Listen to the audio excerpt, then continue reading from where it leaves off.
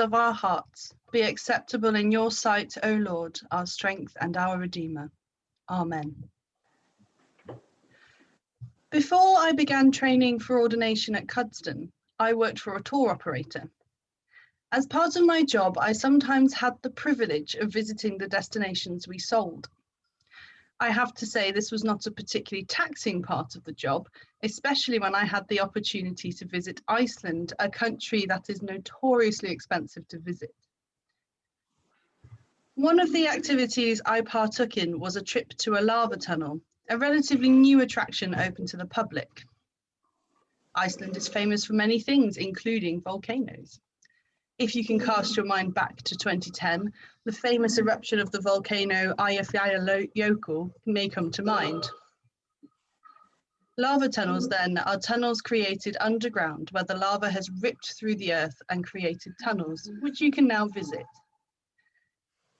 The experience was quite incredible, seeing how this tunnel was formed under high pressure and heat. We went deep into the tunnel to a platform where we were asked to turn our torches off. The darkness that followed was the deepest darkness I've ever experienced. The instructor advised that if you spent a long period of time in there with no light at all, you could lose your sight completely, as your mind will forget how to reflect light. This all-consuming darkness I found myself in was incredibly oppressive. I couldn't make out my hand in front of my face, and I dare not move for risk of standing on someone or bumping into them. I wanted to be able to make anything out. My mind was craving even a little bit of light, even if there were great shadows cast within the cave. The darkness seemed to have taken over completely, and it felt utterly hopeless. But I had the knowledge that the group I was with was all around me, and the instructor too was there to lead us back to safety. Whenever I hear today's gospel passage, the line that always jumps out at me is verse 5. The light shines in the darkness, and the darkness did not overcome it. This line, following the bold statement that the Word was with God in the beginning, and the Word was God, the Word being Jesus, gives the context of who John believes Jesus to be right from the outset. Jesus was not only the light in this opening passage to the gospel, but was God incarnate, the Word made flesh.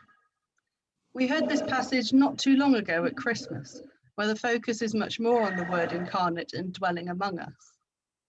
As we look towards Easter and the light and joy that brings, we are also looking ahead to Lent and the darkness that suggests. The darkness and light analogy harks back to the very beginning of Genesis and creation, when God separates the darkness from the light.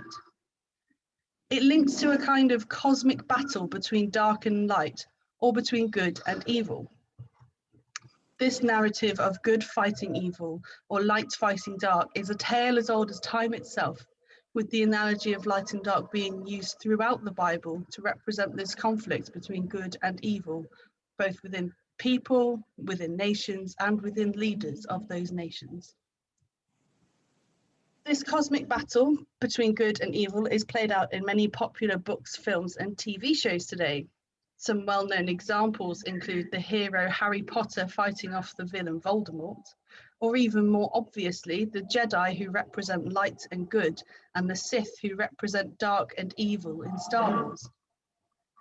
In both examples, whilst there is one person there to light the way for others, there is hope that the future will look brighter and lighter, and the darkness will not overcome them. However, the light that shines at times can be very small, just a glimmer of hope. Imagine you are in a dark room, illuminated by just a candle. You can see more than if the room was completely dark, and there is hope more light will come. However, the light there is casts great shadows, great patches of darkness at the edges of the room. The darkness is fighting to take over completely, but this small, flickering candle is still strong enough to prevent the darkness taking over entirely. These shadows seem to follow us in life wherever we go.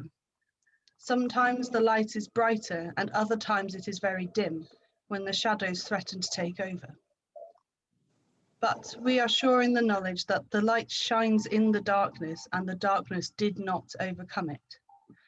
No matter how tall the shadows are or how weak the light is, the darkness will not overcome the light.